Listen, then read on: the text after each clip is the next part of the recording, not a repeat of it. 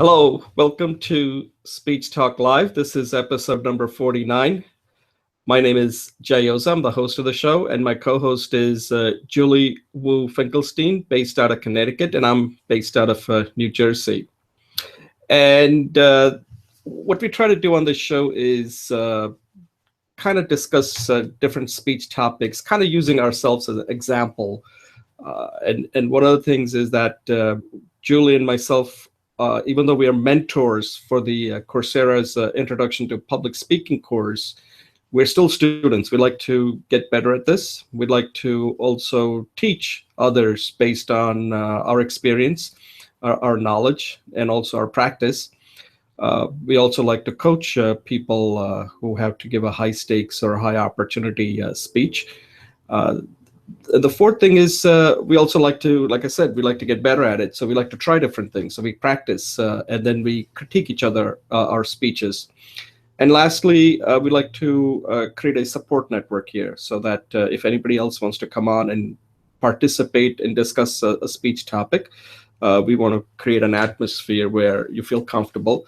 And that's how you improve. So this is like a sort of like a laboratory where you kind of get to test out how good you are at speaking with people who are supportive. And you can try different things, and at the end, nothing happens, and then you can take that, what works in real world.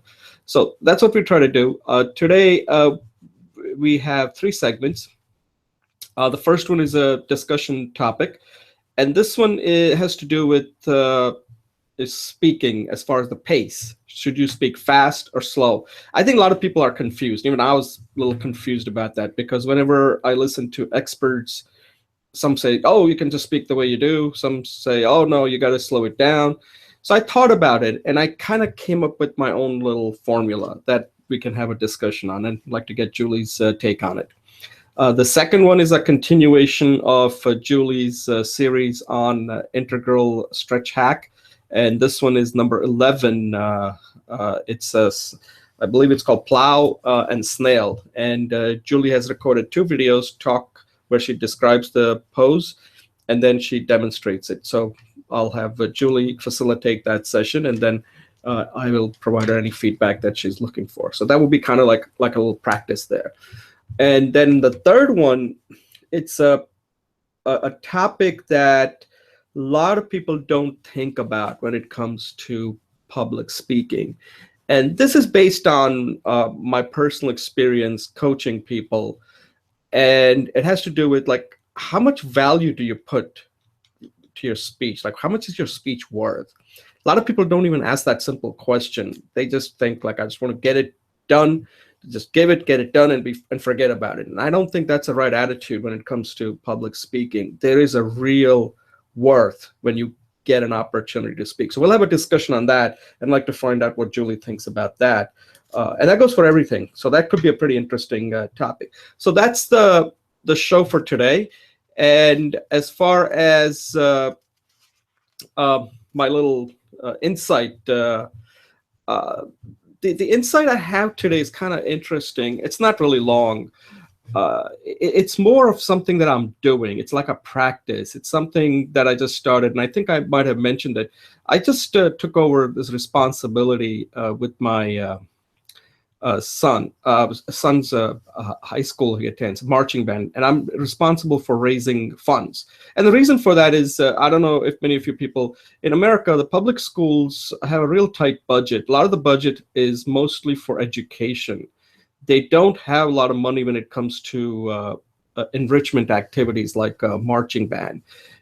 And that means that if you want the kids to have a good experience, you have to fundraise. Otherwise, they'll just do the bare minimum, but they won't get that breadth of experience that's possible. So part of my job is to raise sufficient funds so that the band can purchase instruments, can go on trips, perform, things like that, which are kind of important. In my opinion, I think marching band is a great experience because it's the only sporting activity, by the way, where young men and women work together to create something beautiful. There are no other sports you do that. And this is what real world is like, right? If you work for a company, that's where men and women come together to serve customers. And a marching band is a very a good way to get that experience on how to work together, to be good at one thing that you do, and also to work as a team. And I think it's a great way of kids to learn, not only develop their musical skills, but also to develop real world life skills. So that's about it. I can talk more, but I don't want to take up too much time. So at this point, what I'd like to do is turn it over to Julie so she can introduce herself and see if she has any insight, and then we'll move to our first segment. Julie, why don't you take over? Good morning, Jay. Thank you so much. It's great to be here. And my name is Julie Wu Finkelstein. My primary goal right now is to explore how people can be happy through success. I know that there is a lot of conflicting information on success. So I'm going to define success as able to do what you really need to do in this life before you die. And so, and I think one of the key factors to success is finding your strength, finding your gifts, and sharing that with the world. So for example, if someone's very artistic, how do they use that information? And I think that it comes through in several ways. One is in your own vision statement, which gets to your goals, your sense of mission, and also in branding yourself in everything you do. So if you think you're very creative, for example, when you go on a job interview, you want to make sure that your creativity is right up there. Or if you're very logical and analytical, in a public speech, whatever you're talking about, you want to bring logic and analysis into your speech.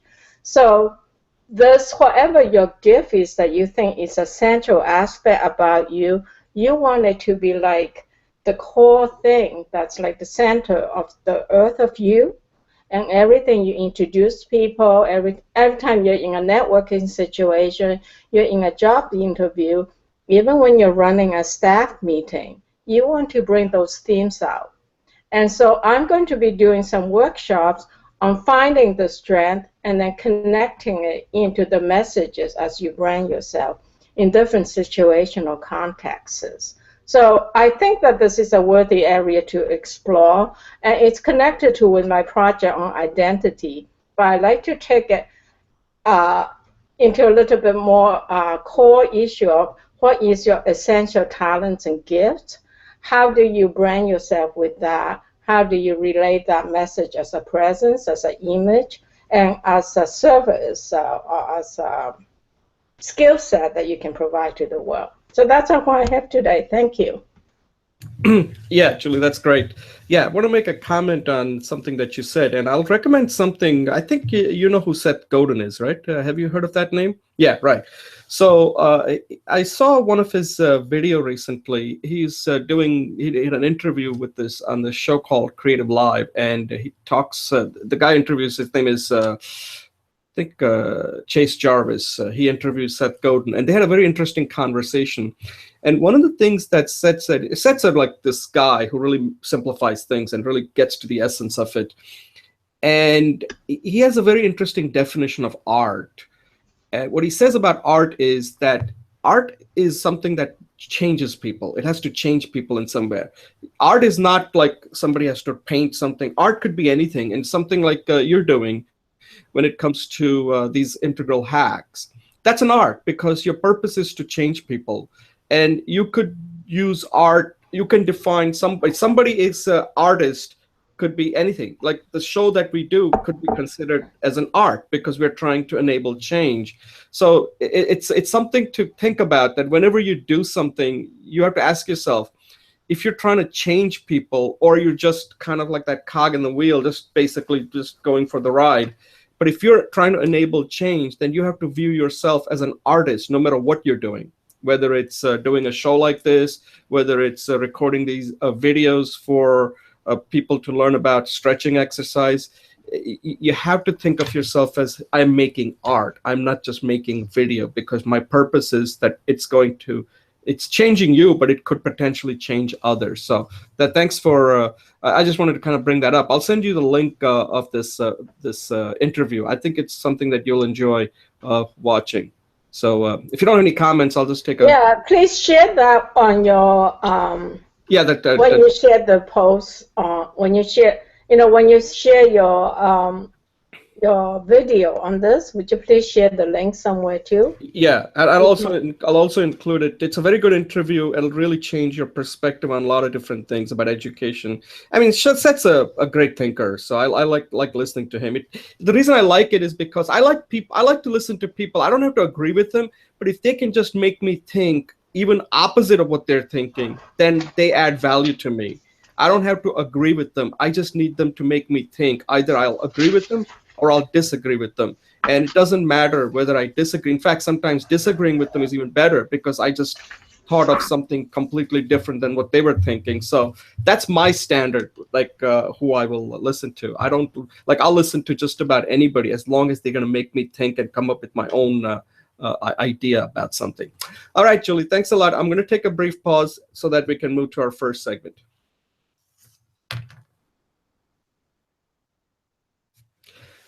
Okay, welcome back to Speech Talk Live, episode number 49. This is segment number 1. And in this segment, we're going to have a discussion around when you're giving a speech, let's say a public speech, the question that always comes up is, should you speak fast or slow? Now, by fast, I mean, you're not purposely going to speed it up like you're trying to finish it quickly. Like some people tend to talk fast. And then there are other people who generally tend to talk slow. A lot of times, people who talk fast, they have a problem in a sense that when they're giving a speech, should they speak the same way if it's in front of a large audience, right? And I've seen, there are two camps here. One camp says you speak the way you normally do and just pause in a right place, emphasize the words or phrases, and the audience will pick it up. Okay, that's one camp. The other camp is no, that says you have to slow it down because it's very difficult for people to process what you're saying, especially if you are bringing some insight that they need to understand. It's just gets overwhelming. People can't process things that fast. So I thought about this and I said, wait, let me think about this. And again, this is what I said before. I like to listen to both sides and then come up with my own opinion on something, on my own approach. And I thought about this and I said, that's true for speaking the normally. Let's say if you're speaking fast, it might be appropriate for certain situations, but it may not be appropriate for other situations. So what I came up with is this. You can speak fast if you are able to see the person can see you. You're very close to the person. That person can pick up a lot from your eyes. I call it the eyeball test. So if they can see you eyeball to eyeball, they can tell. Like there's a lot of communication that they're getting from your facial gestures, your mouth, your eyes, all of that. That's part of your communication. So there, speaking fast, you will get indication quickly if you're losing somebody, and you will slow it down because that person is not able to follow what you're saying. Okay, so when it's a one-on-one or a small group, you'll be able to pick up these hints and you can modulate your pace based on that. Okay, the problem is you can't do that when you're speaking in front of a large audience. You can't see their eyes. You're not going to be able to key in on one person sitting there because a lot of times, depending on what kind of setting it is, people are going to be far away and you can't like just stare at somebody and say, let me see what these eyes are doing. It's just not going to look, it's going to make you look weird. Okay. So the thing to do is just err on the side of slowing it down because, and the other thing that happens is that when you speak slowly, if it's one-on-one, like right now, if I'm speaking to Julie and I suddenly slow it down, Julie, is this making sense to you? Julie's going to get offended, thinking like, wait, why is Jay treating me like I'm some kind of a child here, right? So I'm not saying that's how it would work, but if I slow it down too much, if it's up close, she might get offended. But when it's a large audience, people don't get offended, right? Because they think like, hey, he's talking like that to everybody, so I'm not going to take it personally. So that's what I came up with, this thing called the eyeball test, that if you're not sure, and the problem is that people who speak fast have a difficulty of slowing it down. And the question is, you got to work on that, because if you speak fast in front of a large audience, you're going to start losing people pretty quickly. So that's my approach. That's how I approach this when it comes to speaking fast. And it sounds kind of trivial, but it's not, because if people can't understand you, if people cannot follow you, then your speech essentially becomes kind of like a waste of time. So Julie, you speak quite a bit. So what do you think? Do you ever think about this, whether you should, when you're speaking one-on-one, whether you should speak your normal way, but if you're speaking in front of a larger group, you've given speeches at work, places. Do you even think about this? How do you handle it? Well, Jay, thank you for bringing this to the forefront of this idea of speed, to the forefront of my attention. And I think in the past, I haven't really thought about it. In speaking to a relatively large group and now practicing with you, I think these are some of the clues that I use. First of all, some people are fast speakers and some people are slow speakers, and we all know who we are. And the question is to get feedback from someone. But here is something I do. I think that we can bring the fast people to slow down and slow people to speed up to a kind of like a more effective range, and that is three things. One is drama. In other words, Seth Godin, as you mentioned, he always says, when you are speaking in a group, you have to up the oomph, dramatize what you're saying, because other people won't experience as you do. So like, as you said, in private, we may talk differently. I try to be louder and more dramatic when I'm on the video. So add drama. By adding drama, you naturally either speed up or slow down. The second thing is breath. Knowing when and where to take a breath helps to set the pace. So someone who is very slow, for example, if he takes a breath in the beginning and then use that breath to moderate the speed, he will naturally come to a more optimal pace. If someone who is speaking very fast, similarly, if they take a breath, that will slow down the rhythm. And also repetition.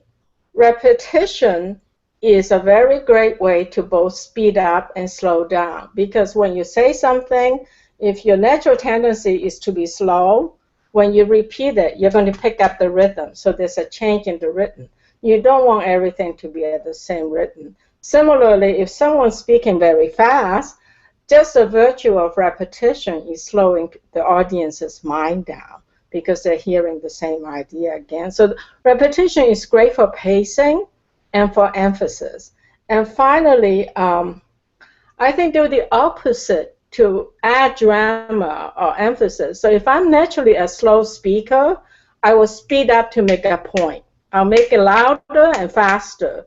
But if I'm a slow speaker, if I'm a fast speaker, when I slow down, you will wonder and pay attention to me. So use the opposite of your natural rhythm for emphasis. And all these tricks, I believe, will add effectiveness to both pacing, drama, and helping your audience to stay tuned to the message. So I hope that's useful to you. Yeah, you covered a lot of ground there. I think what you're saying is that you got to use your voice to create change transitions, like create something is changing. You don't want to be speaking in a monotone, because then people don't see a change and they can't react to it. You need a dancing voice. That's what I call it. Like, I listen to some of these motivational speakers, and what I notice when I watch them is how they use their voice. They make it dance. Like, they'll say, like Zig Ziglar. Have you ever listened to him? If you watch his video, look at the way he uses his voice. Like, why does he do that? Like the way he does that, right? And it's like, you really key in on that. Like, there's always this variation that's taking place in his voice. And the other thing I think you mentioned, I do have one question about breathing, because you're an expert on that. You teach, I mean, you're a practitioner of yoga, so I have a question on that. But before that, before I go into that, let me point out one thing that you mentioned about the pause. And pauses are very important. And these are things you have to practice. Like once you got your content done, and you have the message, once you have your message, you have your speech, then the last thing you have to practice, and this is the part that, by the way, takes up most of the time, which most people don't even realize, is the delivery.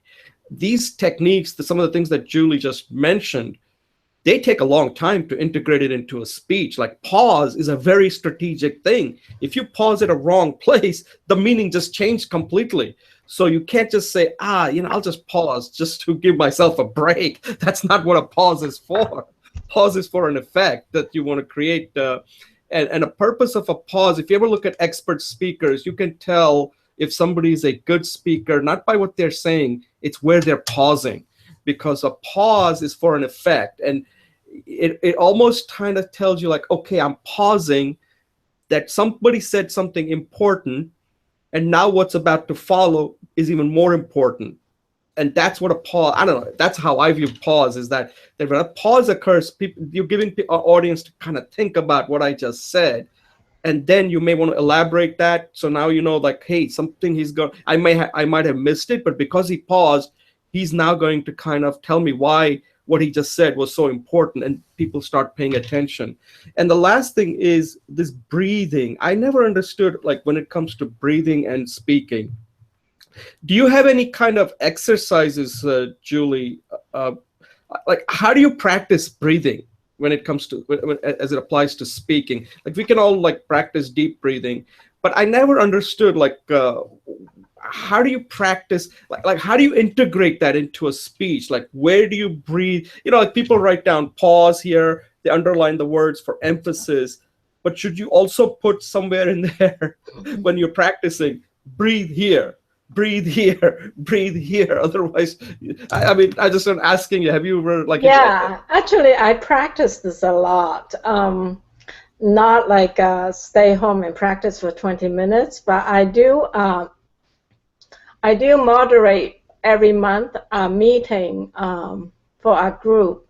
And so what I have discovered is most of us don't know when to breathe. So we might forget to breathe, and then in the middle of the sentence, we have to breathe. So a very good basic way to start practicing pacing with breath is always try to take a breath before you start the sentence. And it doesn't have to be a huge breath. It doesn't have to be a belly breath. It could be just your normal breathing, but always practice breathing before you start a sentence. And then take 2 breaths or take a longer breath between paragraphs or between 2 basic ideas, because the pause, as you mentioned, helps to organize and emphasize. But so breathing, when you're breathing, you're taking a pause. So you can take a small pause, like a small break between sentences, and a larger breath or 2 breaths between paragraphs. And that would definitely help you appear and also internally be more organized. Right. Yeah, because it's not something that I have done, but it's something I should start looking into, as far as once I have put a speech together. Like a pause, obviously you're going to take a breath right there. But at other points, where do you breathe so that your voice kind of remains, because the way you use your voice when you're speaking is very important. Body language, that Morabian study, body language, then comes the voice, and then comes the words. So voice is very important. All right, Julie. Yeah, I'll just, sorry, I just want to add this point is, if your sentence is so long that it takes you 2 breaths to finish the sentence, then you probably want to break it into 2 sentences. So that's another way nice to use your breath. Yeah, I mean that's a good point. When you're speaking, you really do want to use short sentences, just for what you just said, because in writing, you don't have to breathe. You can just read right along. But when you're speaking, that's why you don't want speak fast. You want to just make it a short sentences so that that automatically takes care of your breathing if you do it right. But one thing I have to point out is these are all things that sound really easy, like, oh, breathing, how tough can that be? We all breathe, like we all walk, we all do all these things. But it does matter as far as how the audience perceives your speech, because you're performing. It's just part of your performance. So breathing may not be something that we think much about when in our daily lives, but when it comes to speaking, it can make a huge difference as far as how well you resonate with your audience. And it is something you do have to practice. All right, Julie, at this point, I'll take a brief pause so we can move on to our next segment. Excellent insight on this. We could talk more about it, but I think at this point, we have to move on to our next segment. So I'm going to take a brief pause. Okay, welcome back to Speech Talk Live, episode number 49. My name is Jay Oza. I'm the host, and my co-host is Julie Wu-Finkelstein. In this segment number 2, we are continuing the series on integral hack or stretches, poses that Julie has been working on for several weeks now. And this week, she's going to talk about her stretch number 11. It's a plow and snail pose. And again, Julie now, I think, based on doing many of these, she has split into 2 videos. The first one is a talk video, she calls it. She gives an explanation of what the pose is all about. And then in the second video, she actually demonstrates that. So she has split into 2 videos, which I think really works well. Because some people may just be interested in the talk, and some people, and this is all part of her practice. So we're not saying that this is the right way to do it, or this is the only way to do it. But this way, she has kind of split it into like talk versus video. And these are the kind of things you do in this show. You try different things. So rather than me talk about it, I'll turn it over to Julie to kind of give the more description on this particular pose and the 2 videos that she recorded. So Julie, why don't you take it over?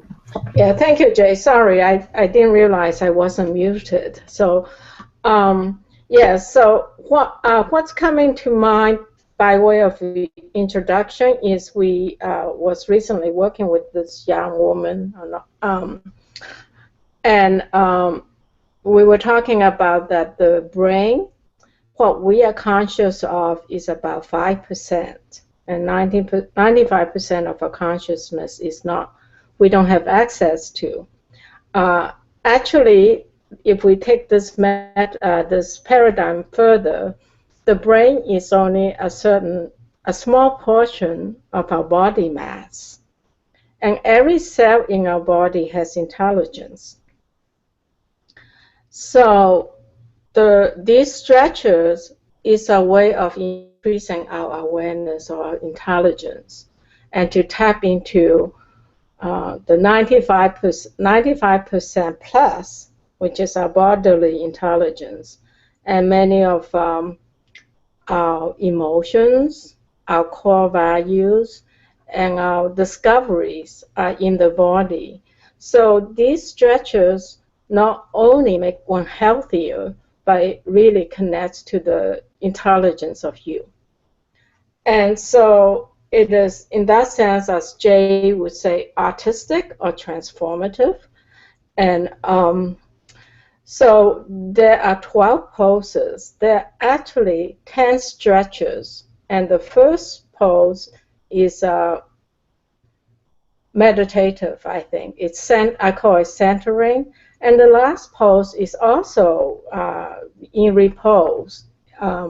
So this is the second to the last one. This is the last of the stretches, and it's called the Plow or the Snail. And basically, because this is a systemic process that's progressive, we continually open up the stretches on each level, so it opens up the gateway for more stretch in the following level and deeper, and then actually it goes like a zigzag, in and out, in and out. So It's very accelerated progress. It's designed for acceleration of progress. The plow itself, it's an extreme stretch, and I'm going to wrap it up in a minute or two, so Jay could give me time for feedback. It is you lie down, you flip your feet over your head, so it squeezes the internal organs and it really extends the spine. Because it is so dramatic, it is very comprehensive in stretching and aligning the body. And there is a commonly known risk for people who don't know how to do it right, or people who have sensitivities in the neck, that it could be too much compression there. So in this move, the alternatives are really, really important to explore if you have any kind of sensitivities on neck, or even if you're older, so you need to be prepared for it.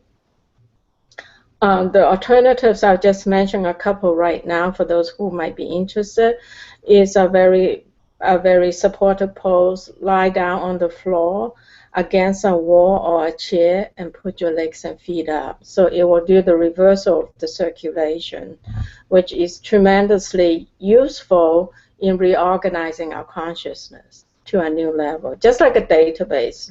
I used to be at DVA. So you want to reorganize the database every week or so to make it more highly functional, more optimal. The other one I would suggest is called the child's pose, where you kind of kneel down and then lower your head to the floor and put your hands by your knees. And what that does is it extends the spine very gently because you're supported by the floor. And there is a gentle inversion because your head is lower than your heart. So I highly recommend some form of the plow or the child, or the lying down with your legs up. In fact, in the cranial, I can't remember the name, the osteopathic way of doing the cranial techniques, there's one called the still point, where you basically use that technique. And so it's total balancing of the primal nervous system channels and energies. So with that, I'll turn over to Jay for comments and feedback. Yeah, Julie, thanks a lot. I thought these were excellent videos. The talk video, I think you did it really well. You had a nice opening, and you describe it, really well. So excellent work there. Also, you talked about the benefits. So I think the thing is, and I don't know whether you have a particular formula on what you want to cover in the talk video. I think the first thing is just overall name the pose, describe what the pose is for, or let a little background on the pose. Then certain benefits, some of the benefits of the pose, which you did really well here: spine, heart, internal organs, and all of that. And if there's something, I mean, there are a lot of benefits, but you should just always key in on one particular benefit that you think is more important, so that people know. Because sometimes many of these yoga poses have so many benefits. But if you think that that's one main benefit, because remember, you're the one who's just giving the talk, and say, this is the particular benefit that I get from it. There are other benefits, but this is the one that maybe it's this thing about the gravity, because that's what makes this this pose a little different from some of the other poses, even though it has all these other benefits. But the one thing you'll notice quickly is that's the gravity part of it. Then the other thing is, oh yeah, and then you always want a little disclaimer at the end that, this is something that I've been doing it for a long time, but you want to ease your way into it. Don't just start getting on the floor and just boom, swing your leg fast. You can really hurt yourself. So this is something where you really should do it with somebody watching you, and do it slowly. Let them help you out, because you don't want to just try it on yourself. Otherwise, you can sprain something or seriously hurt. I think that part has to be there with many of these poses, because I keep reading that a lot of people do get injured from doing yoga, even though, because they don't have anybody watching them, and they try these poses that other people make it look so, because you made it look so easy. And I'm pretty sure that for me, I wouldn't be able to do it. And if I tried it, I would probably hurt myself. So that's kind of, and then your demo was excellent. The only thing, I think I pointed this out before with the demo, is that if you ever turn this into, I mean, for this particular, it's excellent. But if this was something you were doing for a companion, for a course, or for a book as a companion course to a book, then you probably want somebody else to do it, and then you can describe what's going on and emphasize it, because what happens when you do it is you can't talk while you're doing it, so there's a lot of dead air, so it doesn't work if this was a companion course. For this one, I think it's fine, but that's something I noticed, that if this was, let's say, once your book is done and you want to say, okay, this is the book, now there's a companion course where I've showed all these poses, there I think it would probably make sense to have somebody else do it and you just describe it. That's my suggestion. Okay, great, well taken, thank you. Great, I appreciate your feedback. Yeah, otherwise there's not much. Do you have any suggestions on how I can make it more? Okay, here's my question. You're not part of this process that I'm doing, in the sense that you don't know, like, the Zen practices and stuff, and I don't really want to take it to the choir, you know, the people who already do what I do.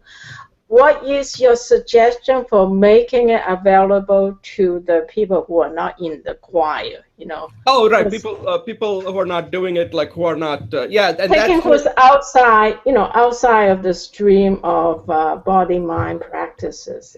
Yeah, I would first not use some of those buzzwords, because a lot of people immediately get scared, like, oh my God.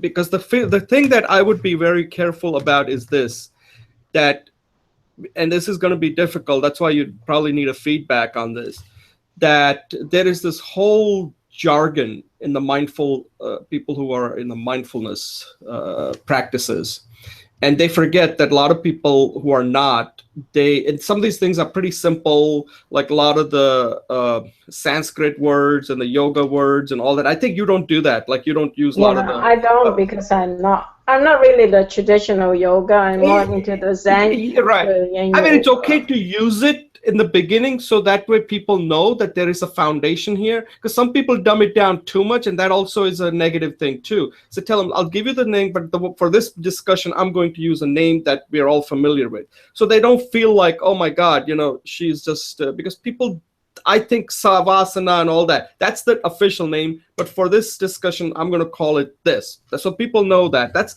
how I would handle it. It's up to you on that. Because otherwise people feel like, wow, she's not really adding much depth. And the main thing is that I don't want to use buzzwords and just like play with them. Said, I'm going to just use it this time, and after that, I'm not going to use it. But the main thing is get them out of fear that this is something, like, I like the way you show the benefits. That's very important. But get them to do something, whether it's taking one deep breath or whatever, raising their hands or something, that they can just say, hey, you know what, before you end this video, do this one thing. And I think that might be a good little technique at the end. So before you turn off your video, I just want you to do this one thing, or just have this one thing that you want them to do. Like, before you take it, let's do 3 deep breaths and end the video. That's what I would do, right? Because if you can even make them do that much, you have succeeded, because most people don't do any of these things, okay? So say, okay, I like to end my video by taking 3 deep breaths, and if you can just do that with me, I'll be very happy. And just take 3 deep breaths, and that's it. Thank you, and that's it. End it like that. That's a suggestion. I just thought about it. Actually, that's a great idea. I'm thinking, like, you know, this idea of the seaweed pose. What do you think of that? It was my idea. Right. Remember, you start off like the victory pose, right? And then you go back and forth, and right. And anything that takes something that's easy for them to do, where they don't have to bend and lift their legs up, saying, okay, this is what I like you to do. We're going to end it by doing a seaweed pose, and just say, raise your hand and just let's do this and feel good about it. Or you can always end it with like I like to end it by taking 3 deep breaths, because if you do even this much, believe me, you've done a lot. And like something like that. I think there should be some kind of takeaway where they're engaged with you, because that will make you different. Because otherwise what you're doing, otherwise the way it comes across is like, here's the pose, do this. Here's the pose, do this. And the pose may not be the main thing they may be interested in. If you can just get them to take few breaths, deep breaths, 2, 3 breaths, That's it. You're done your job. And then if they want to continue after that, and you can just say, you can continue, but at this point, we're going to end the video, and that's it. So that way, there's like an ending, a nice ending to this. Yeah, so I know we can't talk about that now, but maybe I can get your feedback sometime on what do you think of trademarking myself as the person who starts and ends with the seaweed rolls, for example. Something like that, yeah. Yeah. I don't know about trademarking. I don't know how that works, but that could be your signature. Branding. That could be a signature where I like to start by just doing 3 poses, and then you can end with a seaweed or something like that. Yeah. Start with something, so they're already doing something, and then they end with something. So at least you got them to do something in the beginning and something at the end. You can try that in your next video and just say, okay, I'm going to go into it, but before I like to just take 3 breaths, and please join me. Just take a 3 deep breaths or 2 deep breaths, or even 1 deep breath, okay? And just do it and say, okay, then go into I think demo is where you want to do this. And then I'm going to go into my actual pose. And then the way I like to end it is something simple. Some of you may not be able to do this. So let's do something where we all can do. And then you can do your seaweed pose. And I think you really want to get people to get off their butt and do it. Great. I love it. I really do. Thank you. Yeah, try different things and see what works, okay? It's all part of the experimentation. Look, I think you've done a lot so far. You started out, now you have 2 videos where you basically have a talk, you have a format, right? And in a talk, you probably want to have some kind of formula and what you want to say. I think we kind of discussed that a little bit here. And then now you know that in a demo, you start out with maybe a deep breath and then go into your pose and then end it with the seaweed. And that could be your signature on how you start and how you finish. Right. All right. All right, Julie, thanks a lot. Keep at it. You're doing a great job. Keep at it. I think you're learning a lot. And I think when you develop that companion course, I think it's going to be helpful. And like I said, stay away from jargon. Make it look like that people can do it. And if you can get them to do even 3 breaths and the seaweed or power pose or whatever, I think that's what people are looking for. Okay? Remember, your audience is not the people who do this day in and day out. I mean, who are like experts like you are. Your job is to teach people to get them to start doing it. Okay, at this point, I'm going to take a brief pause. I'm going to thank Julie for facilitating that session. And as you can see, she's been really working hard on these. And she records quite a few videos. The one that you see comes after. That's usually I tell her, don't do more than 3, because then you need feedback. Otherwise, you're trying to make it perfect, and that's not the purpose of what we're trying to do here or what you're doing. Okay, so we'll take a pause and then start our third segment. Jay, I'll be right back. I know you can cut this out. Okay, I have to get my power surgery. Right.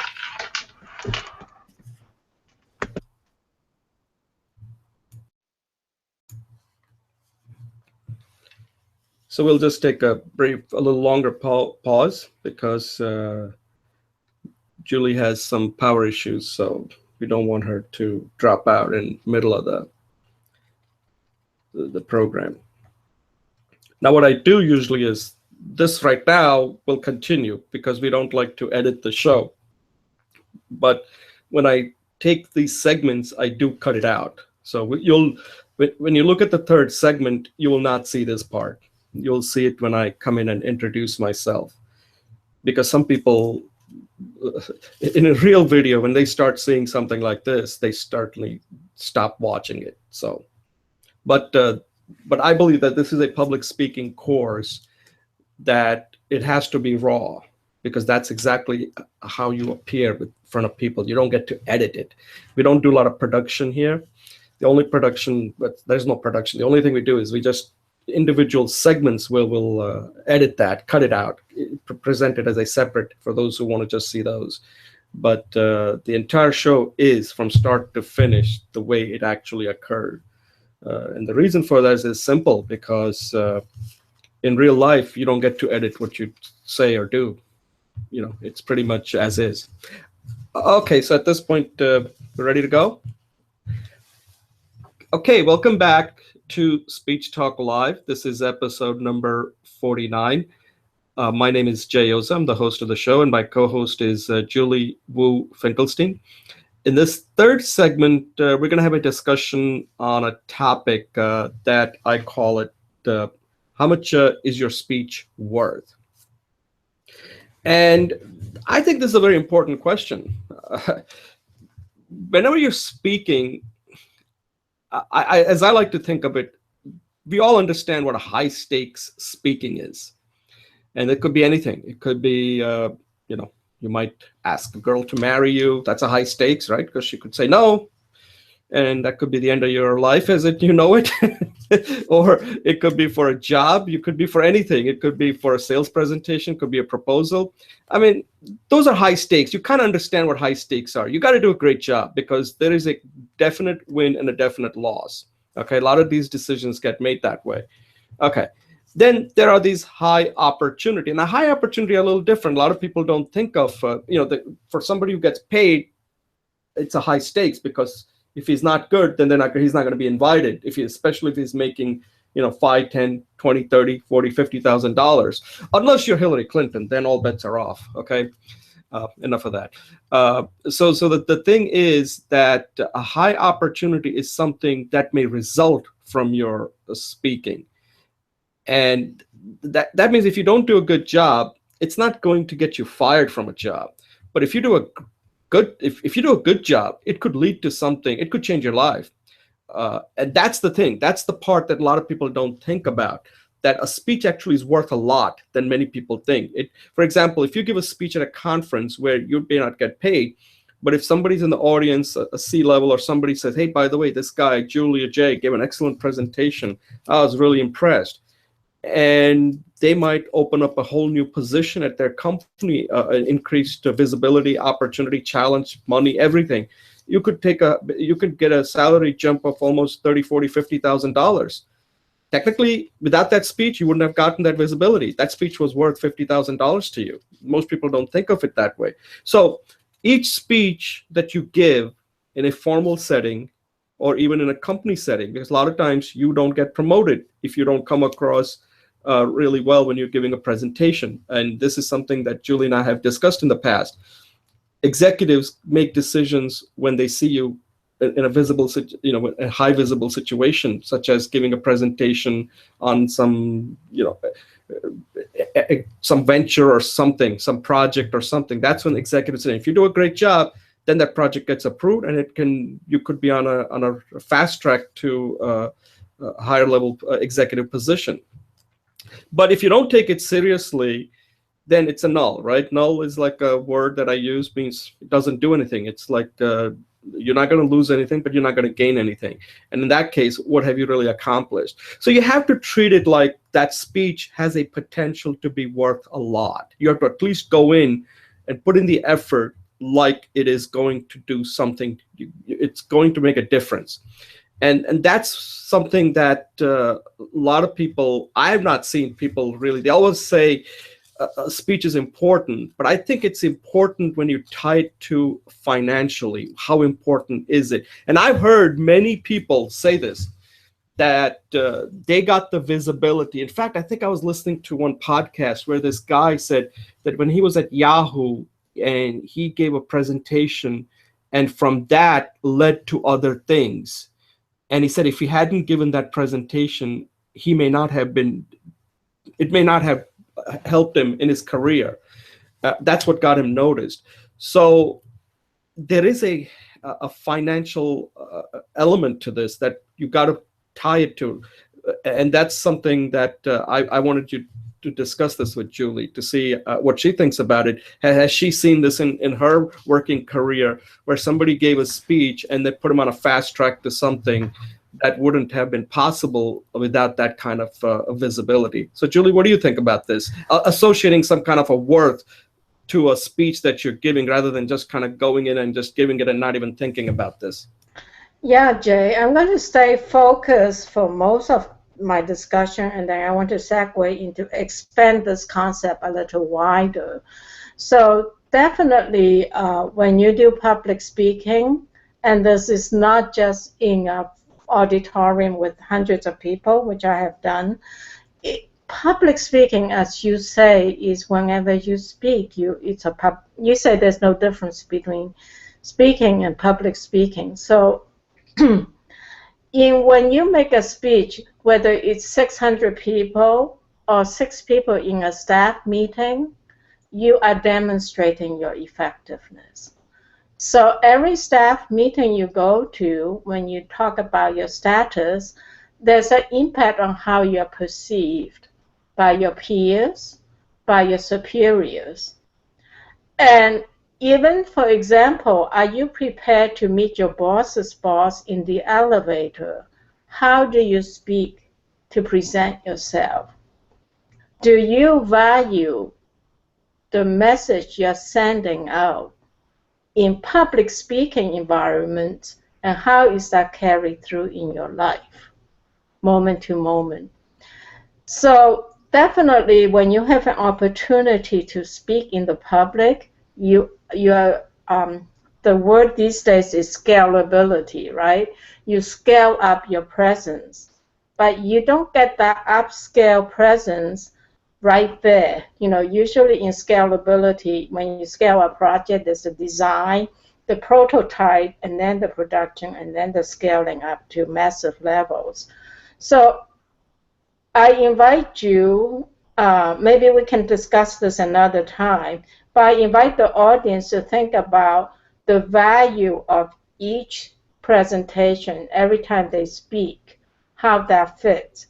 And then when it gets to a speech, whether it's in a staff meeting or whether it's in an audience of hundreds of people, there's tremendous value. It's actually quantum, right, or exponential. And I know I'm using a little bit of terms, but the whole idea is this idea of 7 degrees of connection. You speak to somebody, like you say, Jay, if you create like a really simple logo, my message is blah, blah, blah, blah, blah, and it's interesting. This person will take it to their friends and will take it to their friends.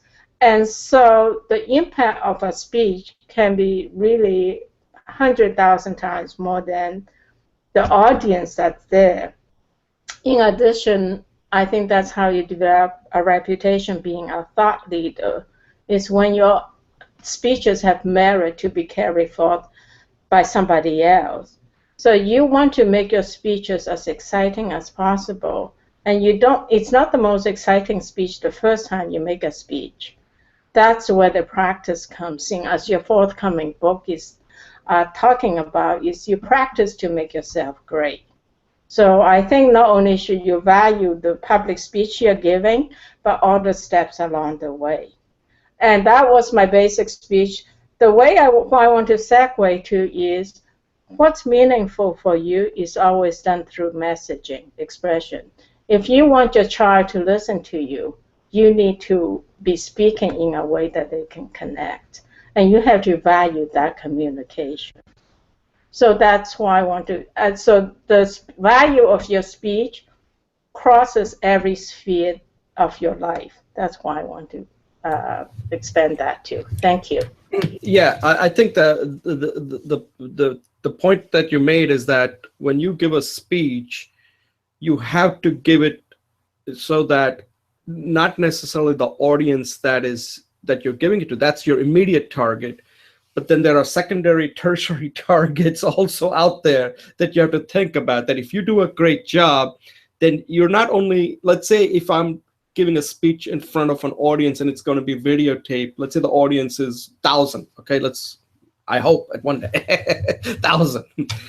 If it's recorded, if you ever go on YouTube and you see the number of views, you can tell that the views are so much, maybe 10x, right? 10x, let's say. If there's 1,000 people and I got 10,000 people to view it, that means I reached 10 times more than the people who were there. And sometimes it's the secondary viewers are more important than the people who were there. The people who were there might be bombarded with so many speeches that for them it may not even matter after a while, one speech from another.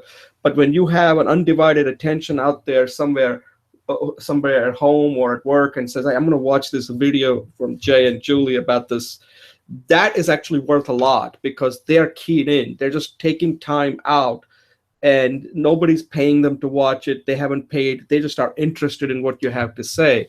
And that's what a speech really should be, what you just said. The other thing I'm going to point out is something which is kind of broader. Let me just tell you, speaking is a communication, right? And I always tell people that, and in fact, it just happened yesterday. I was talking to my son. I said communication comes down to three things, and you got to really, I never thought about it till just yesterday. It comes down to this thing. Communication can really suck your time if somebody's a bad communicator. A bad communicator is really costing you money in so many ways that we don't even think about. And I'll give you an example of that. A good communicator will save you time, and a great communicator will give you time back. That means that if I give a great speech, means that I don't have to now spend time reading a book because I got the essence of it. That person just gave you 8 hours. Okay, that's giving you time.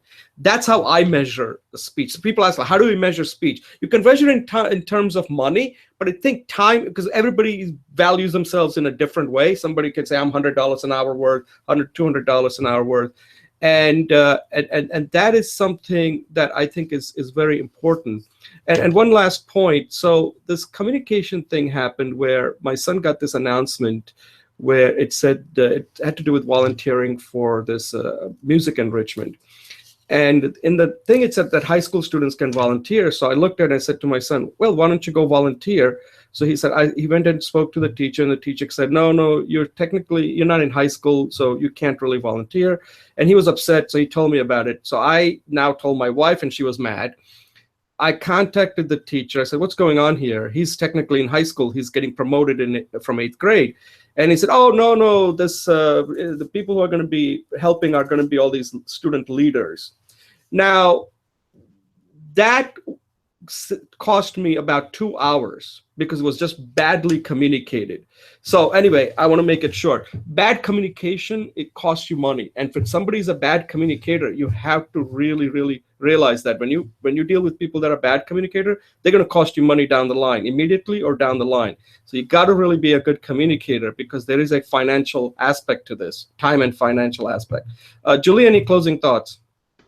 Yeah, Jay, I really appreciate your insights and your topics. I think you're becoming a heavy hitter coach. Well, I am becoming a heavy. As you can see, I am becoming heavy hitter. I don't know. I hope I'm at least getting a couple of singles here and there. Or singles. Home runs, I don't know about that. I have to put more weight into the swing. Julie, thanks a lot. Let's just sum it up as far as any loose ends regarding the show that you want to kind of forgot, or you say, oh, I didn't get a chance to make that point. So we did 3 segments today. Any comment on any of the segments that you wanted to kind of add at this point? No, just say thank you. Very good. Okay, Julie, thanks a lot. And let me thank Julie for co-hosting as usual. And as you can see, she always brings her A game. And today I think she really did. She had a lot of deep insights into things that I didn't even think about. I have to go back and view it again because I will probably come up with a few things. And that's the whole purpose. We kind of put together an agenda, and then it's kind of free for all. You know, things come up. If there's a good engagement, there's some new ideas that are likely to come up. And a lot of these things are not scripted, as you can tell. They're all basically how we think about it. So that's why we call it Speech Talk Live. We are alive here. Okay, at this point, let me close out this show. So let me thank you all for watching. And please, if you have any comments, questions, suggestions, if you would like to even have a topic that you would like to discuss, you're welcome to join us. We'll be happy to invite you and have be part of the panel and discuss any particular topic. This is not just Jay and Julie's show. We make that available anytime. The one thing we cannot do, which we thought would work, is we do on occasion, based on our availability, if you have a high stakes or a high opportunity speech that you have to give in front of a large audience, let's say over 100, that you need some help with, we do provide help to those people who are currently taking the Coursera course. And the thing is that those videos, we cannot air it because they're very personal to what you do. So those never get aired. But again, those are on our availability because they do take up a lot of our time. And we occasionally will do those, for people who are taking the Coursera course who really need help. And believe me, if you got a high stakes speech or a high opportunity speech, you need a lead time of 6 weeks. If you don't have that, it's going to be very hard to pull it off. It's really hard. This thing's, especially if you got a 45-minute type of a presentation, you need 6 weeks. That's what I've come up with. If you can do it less than that, then great. I don't know how that's possible, but it's not going to be that great if you haven't done this before. So at this point, let me just say that, you are how you speak. And this is something that you get to decide how well you want to speak. You practice, and practice. And this is a skill that you are constantly learning, you're constantly teaching, you're constantly, coaching, and you're practicing. And that's the only way to become good, because every situation is different. This is like golf. Every course is different. Just because you're good at one course doesn't mean you're going to be good at another course. There are all these little subtleties that you just don't know are going to come up. You just got to really practice that course, and that's what speaking is all about. So again, thank you for watching, and we'll see you next week for episode number 50. And at this point, that's a wrap. So thank you. Jill, you need to take a break? Let's take a break. I'll be back. All right, let me take a quick break.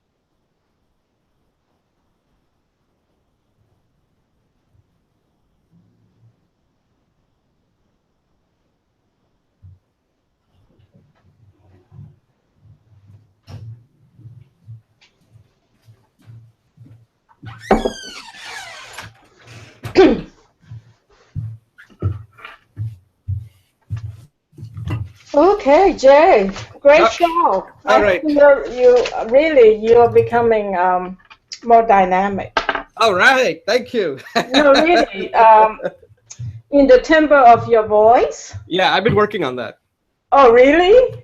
Yeah, I've been trying to try to come up with a voice that doesn't, because I have a tendency when I speak fast to kind of get a little pitchy.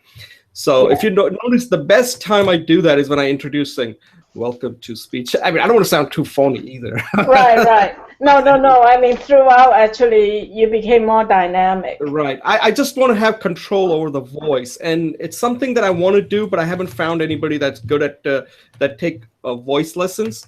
And I need to. I don't have time, and some of these things in New York are too expensive, and they're kind of out of the way. I don't want to travel to New York and just waste a whole day just for a voice lesson. If I could arrange something, if there was some business opportunity or coaching or something, then I could go at night and take it. But I'm not at that point right now. So right now I just have to kind of read, because these books are helpful. I do look at a lot of videos on YouTube about voice. Like one tip that Morgan Freeman gave, which I don't know how true it is. Somebody asked him, like, how do you have that deep voice? Morgan Freeman. He said, you just yawn. I don't know. You know what I think it is? It's the deep belly breath. And then there's in Zen practice, in the Rinzai tradition, there is 3 sounds that you want to press into your belly. That's Hai, H-A-I, right. A, E-H, and Toi, T-O-I. high, A, tall, and really brings the voice into your power center. Now, Right. the Indian power center is the solar plexus, Right. which tend to be a higher pitch, but the Zen people, the samurais, the martial artists, they bring it further down into the belly.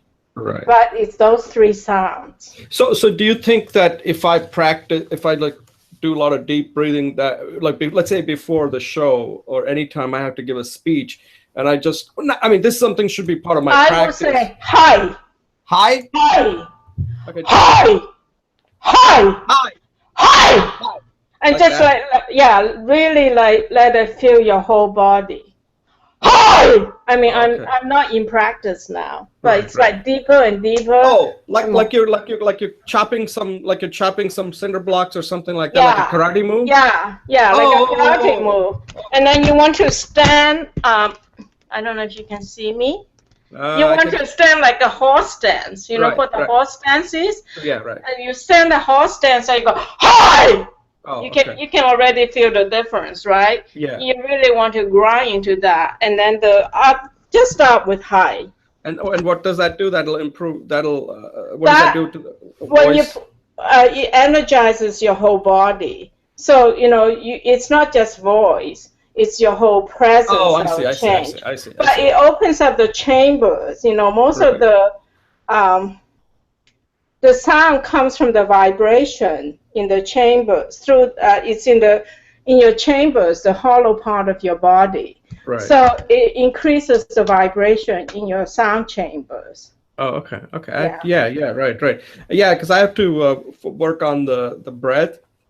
Yes. And also some of the things, so I can, because there are all kinds of voice technique, and I haven't really focused on. There are two things I'd like to focus on if I can get a chance. One is improving my body language, like maybe take some acting lessons. Right. And not for acting purposes, but because not technically, in a way, when you're on stage, you're performing your content, right? That's what you're doing. You're performing your content. Whereas actors, I mean, that was one thing I wrote about, which I don't know if that got too redundant, but I was trying to explain how I thought about that whole thing between what's acting and what's when you're performing, right? That if you are a speaker, you become like a first-party actor and a first-party performer because you're directly affected by that. An actor is not affected by what is happening. He has to create that. That's why they're actors. They can do that so well. Right. Like when Daniel Day-Lewis plays Lincoln, he's not Lincoln. He has to create that so that people believe him to be Lincoln. But if you're giving a speech as Julie Wu Finkelstein, then you better show who Julie Wu Finkelstein is through your performance. Otherwise, people are not going to know who you are. So you're becoming a first-party actor and a first-party performer at that point. Yeah, your voice has already changed. So that's how effective that one sound is. Right. So that's from like thousands of years of Zen training. And this guy who's taught it to me, his teacher was a martial artist. He says, I'll tell you more about him because I don't want to get up the Okay, he's like an amazing person. Right. So what? I think there were some things we wanted to discuss. We definitely want to talk about your book, The Table of Contents. Right. Okay, so you took I want to tell you what I'm doing with my book and get your support on that. Nothing immediate. And then one more thing. Can I just go first? Yeah, I'll just make it quick. So first of all, I decided to do a quarterly review with all my people, all my project partners and action partners. And I have a tiny little worksheet, so I'd like to send that to you. Okay, sure. Okay. With my book, what I'm putting together is the playlist of all the videos I did for the Speech Talk Live. And then I like to put a summary, an overview. And then I like to work, in our time together, I like to have you help me put together, just give me your feedback so that I can rewrite my book the second time around. Right, so you're kind of taking the reverse approach. Rather than writing the book, you're looking at the video and then use that as a way to improve the book. Right. Because I already which is actually not a bad idea, actually. I already have my first draft, so this is essentially my second draft, right? This video. So now I need to integrate my second draft and my first draft together. So I like your support on that. Yeah, sure. Actually, I find it much easier to do it that way, to record a video first and then, I mean, I have a process, but previously I used to write and then record the video, but I decided not to do that anymore. Yeah, I think that's what you're doing. That's what you're doing too. Right. So, so those are the two. So I want to send you the quarterly review. I want to ask for your support on the next major activity. So the quarterly review means this will have, it's like the book is your top priority right now? Well, I just want to put down what you think our goals were for the last quarter, whether we did them or not, anything else that we did. Kind of like a... I see. Oh, this, okay, so let's see. So today is what date? May. So let's see. January, February, March, April. I'm doing it for June. Yeah, so it'll be at the end of early July we have to do it, right? Well, no, this is for me personally. Oh, okay. So I'm just doing it in June. Oh, this is not related to speaking? No, just for our relationship. Oh, okay. I thought this was the speaking quarterly review that we do. Okay. No, this is... I was inspired by your speaking quarterly review. So I have about 7 to 9 project partners on different projects. Oh my God. It's way too many. So one of the things I'm trying to do is use the quarterly review to refine what my purpose is. That's why my husband never sees me, right? To refine my purpose and also maybe drop. No, I hate to drop anybody, but maybe what's your top priority right now? Like, what is your top priority? Like, what is like the one, like, okay, let's say if you had the 60-30-10 principle. My top priority is to be with my husband. No, I mean, that's given that. I'm saying that takes about 60% of my time. Right. Okay. No, so, no, I'm saying take that. That's given, right? Because if you didn't have, I have very little time. That's why I'm saying. In the little time that you have, that's what I'm saying. Because if the husband is taking, are you helping me now? Do you want to do it? No. I just wanted. Oh, you're asking me you're inviting me to think about that. Okay. Yeah. Like in the limited time that you have, what is your 60-30-10? And look, at some point, you know what? You have to decide what is your important, and it could be that. Maybe, doing Speech Talk Live may not be part of the importance. Then you have to get out of that, because otherwise what happens is you're not achieving your main thing. And that 60% of that has to be your top priority. Then 30% has to be your next, and then 10%. And if any of these things don't fit into that, then they have to be out. Otherwise, you're not going to accomplish anything. Okay, maybe you can help me do that. Maybe we can have a coaching session on that. Yeah, send me a quarterly review with all the 7 things you're doing, and then we can win it down and say, okay, you're going to have to put this one as your 60%, this one is your 30%. Okay, but that'll be in June, okay? Yeah, whenever you get to it. Great. Yeah, once I get it, then we can have that 1-hour coaching session and help you along to see. I'll ask you some questions. Great. Ask you some questions, because you might think this is important, and I'll ask you where are you putting all your effort, which is the one you're really passionate about. Right. And it may be that I might lose you from Speech Talk Live. I don't think so. That's very important. No, I'm just saying, look, at the end, that's what happens. Sometimes you have to. Right. If it's not in your priority, it's not in your priority. I mean, otherwise you can't make progress, right? Yeah. No, that's a good point. Okay, we'll just leave it open. You don't have to. Remember, don't let. I mean, we're still going to be. Don't let relationship get into a way of making progress, because sometimes you get stuck with something and you don't know how to get out of it. And part of growing is you got to know when to quit and saying, you know what, at this point, this is as far as I'm going to try something else. And then maybe that look, so many they quit without even telling. Well, I'm not like that. You know that. I think the major milestone is when we get to, this is 49, so in like about June is the right time frame, because once we get to 52, we have to rethink the show again to see what exactly do we want to do with it. Because right now, this Coursera has completely messed up their website. I get all kinds of errors whenever I try to unpin something. I can't even do that anymore. Oh, really? And I sent them a request, and I haven't even gotten any response back yet. Yeah, I think this is just an idea. We don't even have to talk about it, and then we'll turn over to you. but it was kind of like a flash of brilliance in the middle of our session today, is how cool would it be if we take your book and start creating content from your book and do it like a curriculum of modules. Yeah, so I have a thought on that. Are you finished?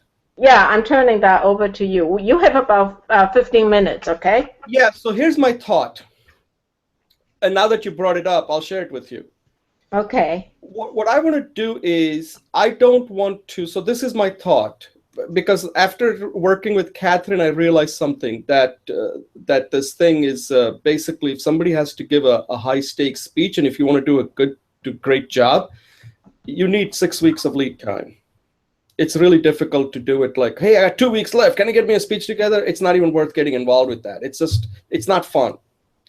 If somebody's really serious, they want to do a good job, like I just said, high opportunity, where there is an opportunity that could change their life, then they have to give us 6 weeks. Otherwise, they should just go and do it on themselves, because otherwise it makes us look bad that we're not able. And also what it'll do is we can't come out looking good, because we'll tell them so much and they're not going to be able to take any of it, and it's going to be a disaster. So what I wanted to do was to create a curriculum just specific for a speech, because until you give a high stakes or a high opportunity speech, you really cannot learn public speaking. That's my hypothesis, that because people don't learn public speaking unless they have to give a high stakes or a high opportunity speech. And the amount of time that takes is 6 weeks. So what I want to do is, like, let's say if somebody, because the kind of coaching we do, Julie, is very expensive. Most people, unless you're an executive, they're not going to be able to afford us. It's just not possible, the amount of time it takes. It's just too much. But if somebody says, I can't afford Jay and Julie because of the time and how much time we have to put in, I would like to have a course that kind of walks me through those 6 weeks on exactly what I have to do. And that's the curriculum I'd like to work on, because right now, nothing like that exists. Yeah, I don't get it, but I'm willing to explore with you on it. Okay, tell me what you don't get. So let's say you have to give a speech. Like, that's what this lady was saying, right, Catherine? That I had to give a speech, and a lot of this thing comes from working with Catherine, or kind of seeing what she's going through, right? That she has to give the speech and she doesn't know what to turn to. The way she's doing it by taking the course is not the right way, because the course is to develop the skill. Her issue is right now is that she needs to deliver the speech. She needs to create a speech and deliver it. The course is not the right one for her. I mean, she can take the course, but that's what I've come up with, that what she needs is a specific course that can help her get the speech done. And that means this messaging, creating the content, creating the delivery, all the stuff that we discussed on the show. And then there's a whole rehearsal. For 1 week, you want to just focus on the speech. Rather, at that point, you kind of freeze everything and just focus on the rehearsal, so that when you go up on the stage, you're completely comfortable and confident that you can do it. And that I've come up with is that roughly takes about 6 weeks if you want to do a good. Okay, I understand better now. Does that make sense? Yeah, I mean, this is just something I thought about, but I haven't really. This is something I sent you in an email, but I didn't get a chance to document that. That's what I didn't get. Oh, I didn't even get the email yet. So this is what I would suggest for you. Yeah. If it makes sense. And I do a lot of business coaching. Actually, it turned out. I don't know how it happened. I would suggest that you write down your ideas in no more than a page. You know how you always say not too much? Put your ideas together in one page. Yeah. And then you and I can have a brainstorm on it. And that's what we just discussed. On the 6-week curriculum. Yeah. This is just at a high level right now. Since you brought it up, I just wanted to get it on the video, so that way when I go back to it, it's there. See it. Yeah. It's there that we discussed it, because that's why I like to record it, because otherwise if I write it down, see, my problem with writing down is that I have so many things written down all over the place, I can never find it. And I end up losing the book, because then I'm like, I'm with you. So I've decided. I got more binders in this office than you can imagine. And the other thing I have is that another problem I'm having is this. that I have recorded so many stuff in my thing that I can't even go back now because Right. I got last time I looked, I had 120 of them in here. I know. I'm with you. Oh, That's okay. why. That's why I need a wiki. I need my own personal wiki. It's just it's actually a good and a bad problem. The bad problem is that we have too many thoughts. The good problem is we're having thoughts. Right. Right. A lot of people can't get to that point. Like, where do I don't have any thoughts, so they don't have to worry about this or anything. Yeah, go Yeah. ahead. So I think that your 6 weeks curriculum idea is a great idea. I'm not convinced that your only I'm looking at it from business perspective. Yeah. I'm not convinced that your only market is those people, and I think that's a very narrow market. Right. Wait, let me finish. Give me 3 minutes. So I know my friend who's starting her own human resources consulting business.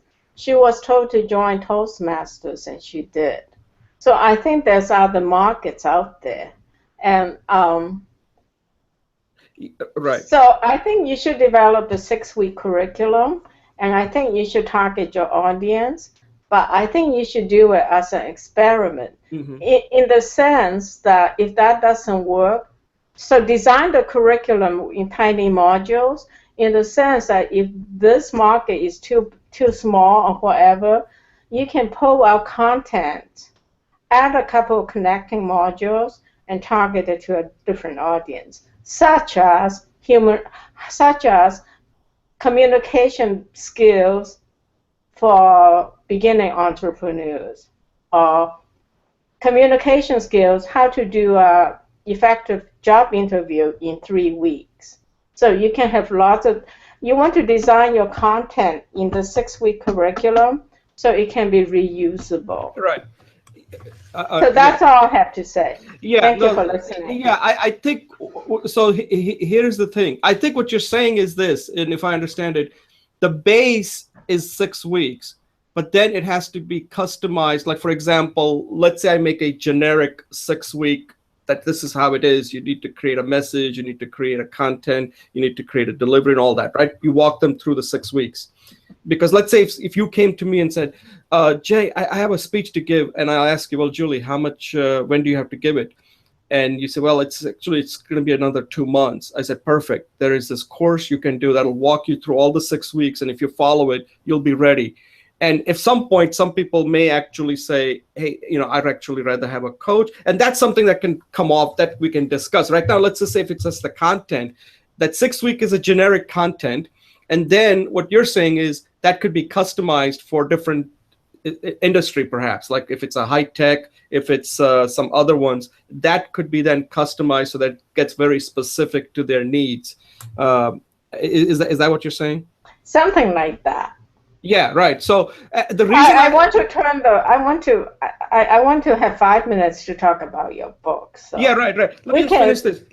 Finish your point, and then we'll finish this point. The point is the reason I came up with this is because if you look at, there are people out there who do a lot of things. Like there's a free course. The Coursera course is pretty good. That's a free course that anybody can take. So if somebody wants to learn public speaking, the knowledge and the practices, I'm not sure I can do anything better than what Dr. McGarity has done. That's not what I'm trying to do. I'm not trying to come up with a better Coursera course. I'm trying to figure out a particular need that's out there that nobody out there is really addressing. Right now, when somebody has a speech, the only thing that people can do is they have to hire a coach. And that is very expensive for a lot of people. They just are not going to be able to afford it. It's just, if you just look at how much time it takes to work with Catherine, it is expensive. It is, and these coaches who are good are not going to be that cheap, okay? Because otherwise, why do it? Anyway, go ahead. I got your point. Okay, so I'm going to start with your book. So with your book, based on what we talked about and my knowledge of your book, I think it is very well organized. I would just say that with the way the things are defined in the table of contents and the sections, it's impenetrable. Okay, what does that mean? That means I can't get at it because there's too much information. Okay, so you're saying the table of contents is, that's what I did right now. It's too big? It doesn't have to be too big. You know how we, in the beginning, we took everything, so many, and we group it into 3 or 5 major sections. And then there's like a hierarchy of structure, right? That's what's missing. There's no hierarchy. Everything's equal value. So how would you? I mean, there's some hierarchy, but there's not enough. I should be able to. Okay, when I open a book or table of contents, there should be no more than 10 the major topics. Okay, whether so they're simplify chapters it. or something. Underneath that, there may be, like in each one, a rule of 7. Underneath that, maybe you could have another 7. So let's say chapter 1, then you can have 7 subtopics. Chapter 2, whatever you call it, you can have up to 7 topics. And the whole thing, you could have 10 chapters. I will group it into maybe 3 or 4 or 5 categories. So each chapter, and there'll be sections or divisions. That's all. So there's like a multiple level hierarchy. Yeah, I think. And you have it in your book. Yeah. It's just in the table of contents. Yeah, you're saying right now there's just too much there in the table of contents. There's too much at the same level. Oh, I see. Yeah, that may be more about formatting issue rather than the table of contents, because I just basically I'm not an expert on this, so that might be a formatting issue on how. But a table of contents, you're saying, cannot be 3 pages. That's right now what it is, right? Let me see. And again, a lot of the words are, I had to get this out. Remember that. So that's part of the editing. So if anything you think doesn't make sense, like what does that mean if I'm reading it, then I'll have to fix it.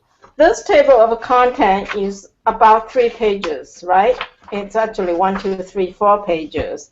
But there is a part, which is the highest level. Yeah, part 1. Underneath the part, there's a chapter. Yeah. Underneath the chapter, there's 1, 2, 3, 4, 5 or so topics. That's what I need. Oh, so I need to have. So your part 1 could be, what was your 3 parts?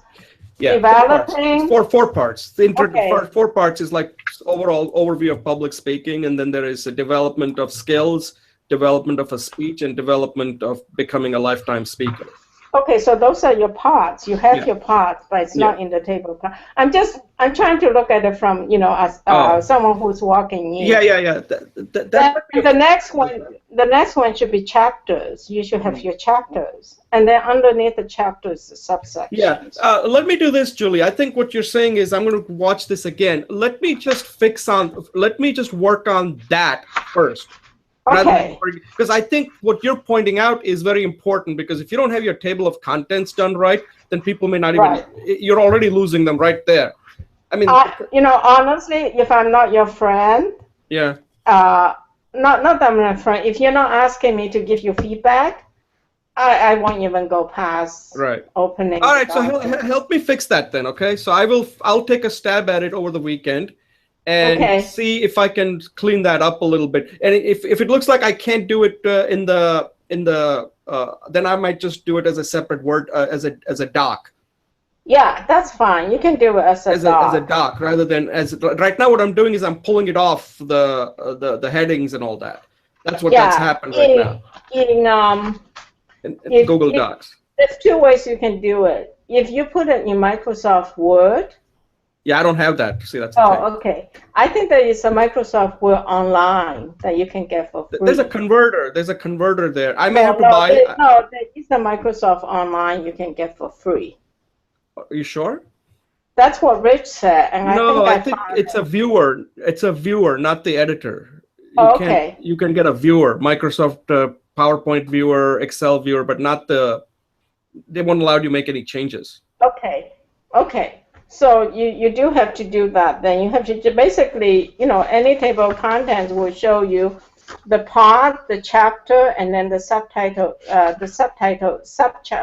sections underneath the chapter. Right. So that's basically what I'm looking for. Yeah, I'm going to have to do it right now for time being, because that's a layout thing, and I need to hire somebody who can lay out the book properly. For now, Julie, what I need to do is I need to make sure that it's laid out correctly, at least at the at the doc level. So I will go through it, and I will use the Google Docs, and I will do it over the weekend and then send it to you.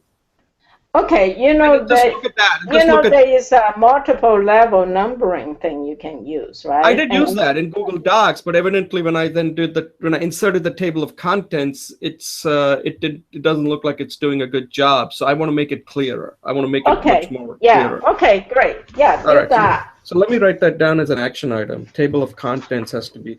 I haven't spoken to that lady yet. I think I might speak to her this Friday, so I will get a better idea what she has to say. Okay. Anything else? Now there is I took this online writing class. I paid too much money for it, but it's not that much. And she has some. I have to find her name, but she has a whole list of what you need to do to publish a book. Oh, okay. What's her name? Linda Formicelli. Oh, Linda Formicelli. I think. Something she has like that. If you Google her website. She has all the different things you have to do. She actually wrote a book on it. I think you do. Well, what's the difference between? Let me ask you this: what's the difference between a copy editor and a proofreader? Okay, I think the copy editor. I think the proofreader. This is my best guess. The proofreader is the final person who actually checks everything, the grammars and everything. The copy editor works with you to make sure that your sentences are correct, your grammar and all that. And then there's a content editor who looks at the organization of your material and check for coherence and consistency to message. Yeah, the content editor is me and you at this point, because I can't. I don't think I can really afford a content editor. Yeah, it's pretty expensive. Because content editor means that the content editor means that the person who's actually helping with the content is very well familiar with this material. Right, which means you have to pay for it. Yeah. A lot. Yeah. That's why people go through publishing firms, because they have content editor who can kind of and what they do is they farm it out to certain experts and outsource that part, saying, okay, you're a scientist. Does this content make sense? Does this make sense? Right. In this case, I can get Michael Port, but I don't think I can afford him. Exactly. So so I'm you and I are the best you've got. Well, you keep this in mind, Julie. This book is really the first edition. Later on, depending on how it goes. So I'm not trying to make this book a perfect book. Like you said, at this point, my goal is to be good enough so I can ship it, okay? Right. Otherwise, you and I can have this discussion for another the whole year. And I don't want to have this discussion beyond July as far as I'm concerned. July is pretty much the drop dead date as far as discussing this book. Once I go through the feedback that I get from Nancy, then I will update it one more time, and then I'll go through a copy editor, and then the proof editor, then get the layout, cover design, and it's shipped. And that's the first edition. After that, then I will wait to see what kind of feedback I get, and then the second edition will probably be much more prettier than this one.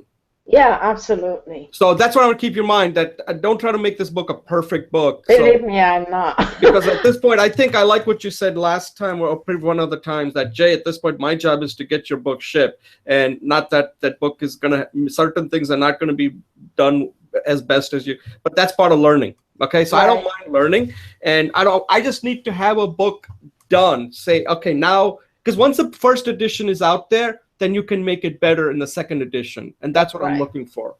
Right. Excellent. Okay. So we're done then, right? All right, Julie, that's about it. Was there anything else? Market? Well, the book is as far as the proof, what is that?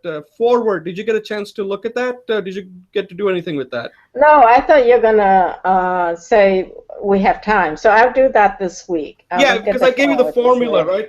I'll send it to you again. Send it to me again. And if you don't have full sentences, then just write down stream of thought is a separate line. And then at this point, I've calmed down. So I'm just going to look at what you wrote, send me the questions, and then I'll just edit that. And I'm sure we'll be fine. Okay, sounds good. All right, Julie, take care and enjoy your weekend. And again, thanks for all your help. I know I've been really making you work here. Oh, that's good. I for like free. it. And you're going to work for me on my book. Oh, no. So I'm collecting. You're not going to let me get away with it. Oh, I'm This is collecting. like a hit and run. Exactly. All right, take care. Okay, have a great one. Okay, bye. You enjoy working on my book too, right?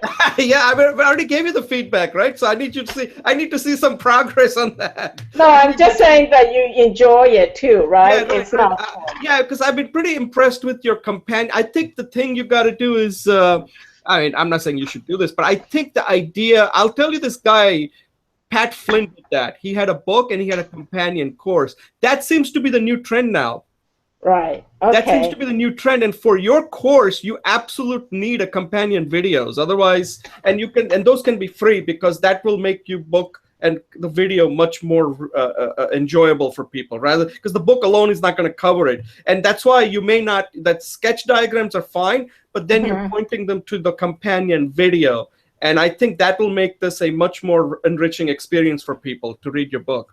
Okay, great. Thanks. Okay. All right, Okay. Julie, take care. Take Bye. care. Bye.